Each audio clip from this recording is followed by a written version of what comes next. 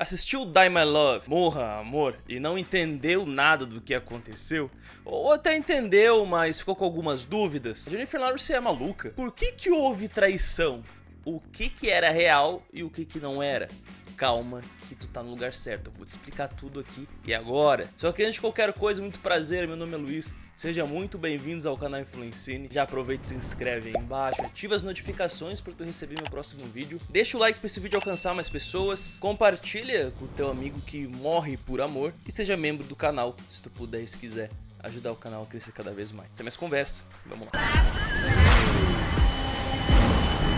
Cara, o filme Die My Love, que a gente conhece como Morra Amor, é daquele tipo de filme que te pega e não te solta tão fácil. É um drama com suspense psicológico, com uma pitadinha de comédia com humor negro. Pensa num filme bem tenso e relevante ao mesmo tempo, sabe? Ele é uma adaptação de um livro argentino de 2012, o Mata-te Amor, de Ariana Harvix. A direção é da Aline Hansen, que também meteu a mão no roteiro com a Enda Walsh e a Alice Burch. Se tu já viu algum dos filmes dela, como Você Nunca Esteve Realmente Aqui, ou Precisamos Falar com o Kevin, tu sabe que o trabalho dela é de mergulhar bem fundo na cabeça dos personagens e não ter medo de tocar em temas pesados e sombrios. A pegada dela foi justamente não fazer uma adaptação água com açúcar. Ela queria ser brutal e fiel àquele tom confrontador e até, se possível,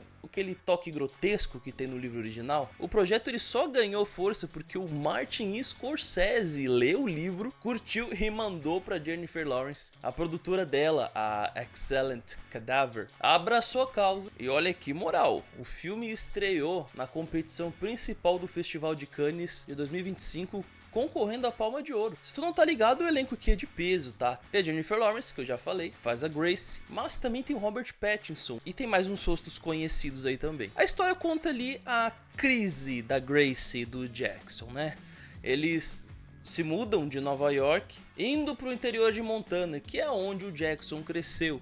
A ideia era ser um recomeço bonito, mas acaba virando rapidamente uma panela de pressão emocional. O lugar é fundamental. A casa que eles herdam veio depois que o tio do Jackson acabou se matando lá. Ou seja, a casa já chega com uma carga pesada, sendo tipo um túmulo de sofrimento. A Grace, ela é escritora e sonha em fazer o grande romance americano, mas ela se sente muito isolada, cercada pelos amigos, família e pela história do Jackson, o marido dela. Ela acaba se sentindo uma convidada da própria vida, sabe? Presa num cárcere privado, longe da vida agitada da cidade. A casa, em vez de ser um lar novo, acaba virando uma prisão doméstica. E a Ramsey usa enquadramentos super apertados para intensificar essa sensação de claustrofobia, transformando a casa numa caixinha. O estilo da diretora é o tal do cinema de textura. O importante é tu sentir, não entender, ou só entender. A câmera é um espelho da loucura da Grace. Depois que tu vai acompanhando o filme, tu começa a perceber isso. A câmera treme, perde o foco, os cortes são secos. Tudo pra te arrastar pra dentro da mente caótica dela. O filme não te dá respostas prontas, nem narração pra explicar o que tá rolando ali. Ele te força a lidar com a ambiguidade. E ele vai te levar nesse caminho o filme inteiro. O filme mostra a Grace descendo ladeira abaixo, entrando num estado de psicose e colapso mental. Mas a diretora, a Aline Hansen, ela foi bem clara. Ela refutou com todas as letras os críticos que simplificaram a obra para ser só sobre depressão pós-parto, chamando isso de besteira.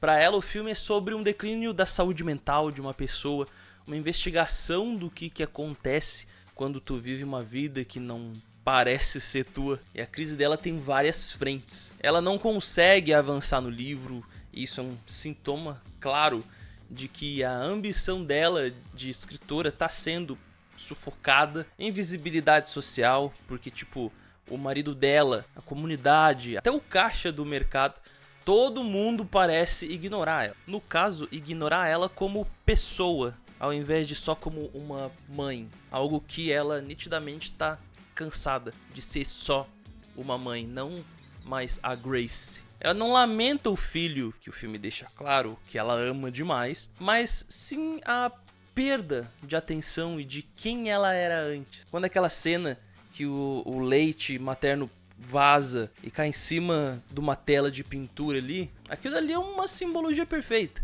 A nova identidade de mãe atropelando a identidade criativa. Tem também a parte do abandono sexual, ela se sente sexualmente e às vezes muito emocionalmente abandonada.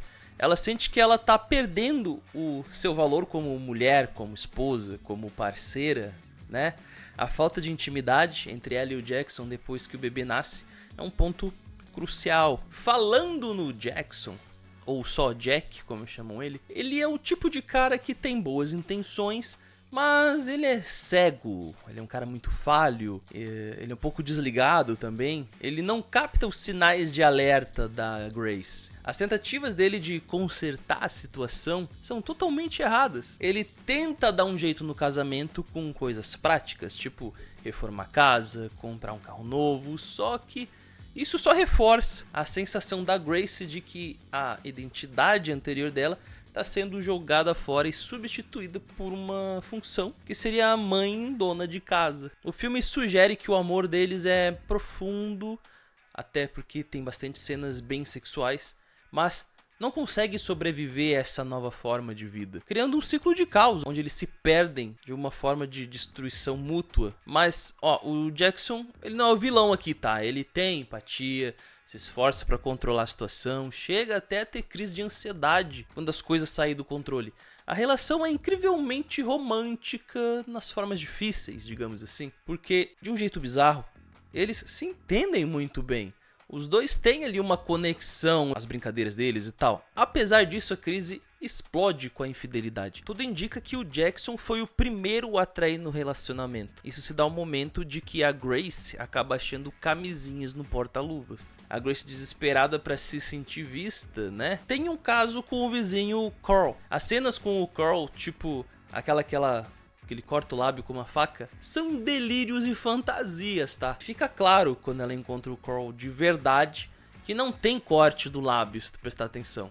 A traição dos dois só escancara o vazio que existe entre eles. O cerne da crise é a necessidade da Grace de ser vista de verdade. O pedido de casamento. O Jackson, num ato de desespero cego, pede ela em casamento, coisa que ela queria como sinal de atenção, né?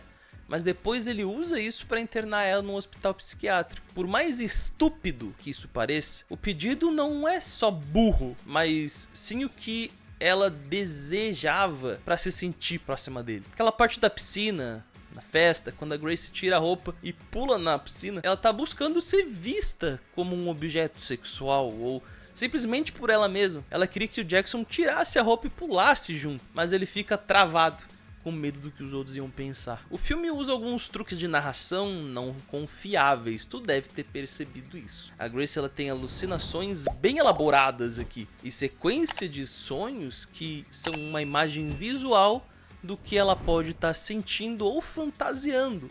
Isso acaba confundindo bastante a nossa cabeça no momento que a gente está assistindo. Sobre o cachorro irritante acaba se machucando no acidente de carro que a Grace acaba causando. Ela e o Jackson, né? O cachorro acaba se machucando e ela atira no bicho para acabar com o sofrimento dele umas cenas depois. A cena, na verdade, ela não é só isso, ela é cheia de simbolismo ali.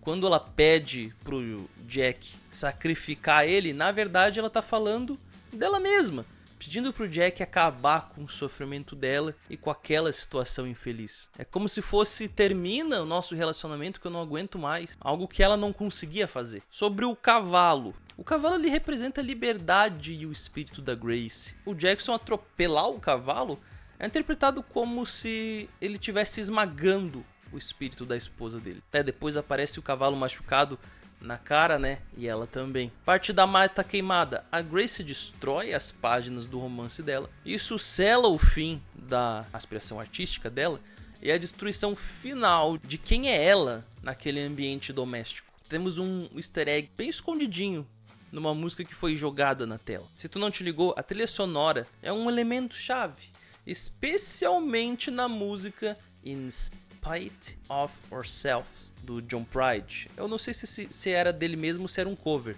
mas essa música ela funciona como um metatexto, vamos chamar assim, um comentário direto sobre o estado do relacionamento da Grace e do Jackson. A música, ela acaba sendo um hino torto, digamos assim, para as duas pessoas que simplesmente não conseguem se consertar. O uso dessa música faz com que o Die My Love não seja só uma história de diagnóstico médico, mas sim uma história de relacionamento. Essa mesma música, ela volta no clímax quando o fogo começa, sugerindo que por baixo de todo o caos mental da Grace, existe uma forma de amor que não pode sobreviver a uma nova forma, levando à ruptura e ao fim destrutivo do casal. Cara, isso é muito poético. Nesse filme a gente tem bastante símbolos. Por exemplo, tem 2 objetos que simbolizam o fortíssimo colapso da Grace.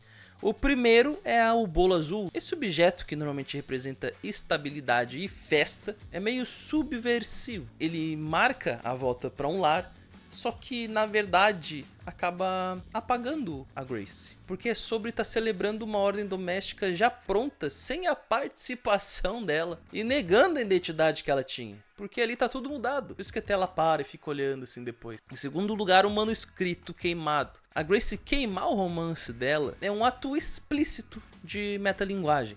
O manuscrito seria uma representação física dela como uma escritora e do potencial futuro que ela tinha. O fato do livro dela virar cinza marca o fim não só da aspiração artística, mas da destruição final da identidade dela naquele ambiente. Esse filme segue uma estrutura que a gente vai vendo os fragmentos da mente da Grace. Tu que assistiu o filme, tu obviamente notou que ele não é um filme que segue algo linearzinho, bonitinho, tudo organizado a linha do tempo ali do filme, todo arrumado. Ele é totalmente fragmentado. Tem flashback, visão, delírio, coisa que tu não sabe se realmente está acontecendo. E isso é totalmente intencional. A diretora Aline Ramsey, ela usa cortes bruscos, imagens sensoriais, tom invasivo, tipo um choro, uma respiração, um barulho na natureza, para colocar a gente dentro da cabeça da Grace. Então a ideia não é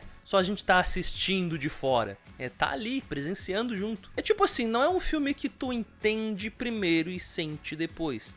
É tipo, tu sente primeiro e se tu quiser, entende depois. Que é o que tu veio fazer aqui, tentar entender esse negócio. Conforme o filme vai avançando, né, as crises da Grace pioram, a relação com o marido desanda ainda mais, e a casa, que era o lar dela, que deveria ser, né, o lar dela, vira uma prisão psicológica completa. Se tu notar, as imagens vão ficando mais fortes, o fogo, o sangue, os animais, a natureza bruta, o corpo dela tá cada vez mais exausto, e tudo isso vai levando para uma sequência chave, onde o fogo acaba virando protagonista. Mas antes de entrar nesse finalzinho em si, vale reforçar uma coisinha. Esse não é um filme sobre loucura por loucura, tá? É um filme sobre como a sociedade pode empurrar uma mulher pro limite quando ela não se encaixa no molde da mãe perfeita, da esposa perfeita, dona da casa grata e sorridente. Então, tira essa visão, porque não é sobre isso. Então vamos lá, o final, né? No grande finale. O final de Die My Love é o ponto mais complexo. A sacada da Ramsey ali é evitar de propósito uma resposta simples, uma resposta única. E esse é o segredo do trabalho dela. Essa ambiguidade reflete a natureza sem solução da crise mental e obriga a gente a interpretar as escolhas da Grace. Assim como a personagem fica na incerteza, né? A cena final ela se desenrola depois que a Grace queima o manuscrito dela e sente a rejeição sutil da tentativa de voltar para casa. A Grace se afasta da festa e vai para a floresta, que ela mesma teia fogo junto com o manuscrito, ou que já estava pegando fogo antes. E a gente vê ela sem roupa indo em direção ao fogo no meio da floresta. O Jackson corre atrás dela, mas no final deixa a esposa caminhar para o fogo, que acaba consumindo ela. Ele para e só assiste sem tentar resgatar ela. Agora, que diabos isso quer dizer? Tá na hora de teorizar esse final.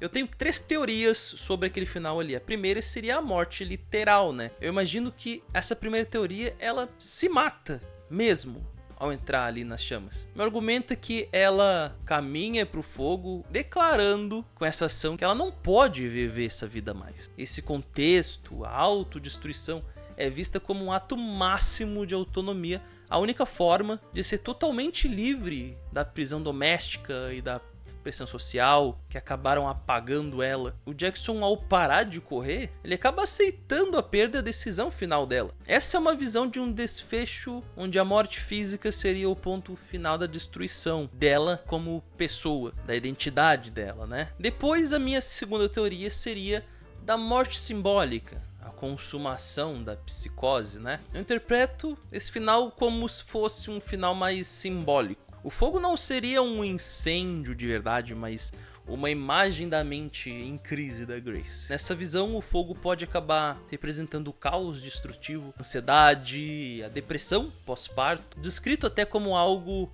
que tudo consome. A Grace caminhar para o fogo simboliza ela sucumbindo ou se unindo a essa doença mental dela, não lutando mais contra o caos. Desistiu, ela acaba aceitando ser consumida por ele. Eu vejo o fogo então como uma manifestação da realidade subjetiva e de uma forma febril da protagonista. Como o filme é contado muito pelo ponto de vista dela, a experiência sensorial e caótica ganha mais valor do que uma destruição objetiva do que realmente aconteceu. Assim como a depressão não tem uma resposta ou solução direta, o filme nega de propósito um desfecho clínico. E a minha terceira teoria seria sobre uma ruptura e o abandono conjugal. Aqui a gente pode ver o fogo como um elemento destrutivo que sela o destino do relacionamento deles, independente da morte física. O fogo pode ser uma representação da relação deles, da Grace e do Jackson, que aonde tinha paixão e raiva intensas, acabam se transformando em algo literal e destrutivo. A Grace caminhar pro fogo e o Jackson deixar ela aí, e até parece que fica feliz, né? Simboliza o fim da luta desse relacionamento, uma separação definitiva. O fato do Jackson parar e assistir seria a conclusão, né, de que o laço entre eles foi realmente quebrado de forma irremediável e que o amor entre eles não pode mais sobreviver daquela forma. A cena a gente pode ver como se fosse a Grace seguindo em frente, abandonando o Jackson e a vida que eles tinham, né? Finalmente se libertando do casamento que aprisionava ela. Dá pra gente ver por esse lado também. Como a Ramsey, ela não dá uma resposta única pra nós, ela evita que a gente entenda esse fechamento. O final é niilista, ele sugere que a crise mental da mulher que não aceita o papel de mãe é vista pela sociedade, simbolizada como algo sem solução e por isso abandonada. O filme acaba sendo um espelho brutal da falha social em lidar com o sofrimento que ninguém vê, né? Pelo menos essas foram as minhas teorias, as conclusões que eu tirei disso daí. Mas e aí? Qual a teoria que mais te convenceu? Ou tu tem outra teoria de final? Eu acredito fortemente que tu tem mais teoria aí. Manda aqui nos comentários que eu vou ler e vou responder. Vamos trocar uma ideia aí. Se tu chegou até o fim, eu espero demais que eu tenha te ajudado a entender esse filme, porque sem entender ele tu vai achar um lixo completo. Aproveita, assiste meus outros vídeos aqui do ladinho, se inscreve, ativa as notificações, deixa o like para esse vídeo chegar em mais gente, compartilha com um amigo ou uma amiga que morreria por amor ou não, preferiria se afastar. Eu vou ficando por aqui, um grande abraço e até mais.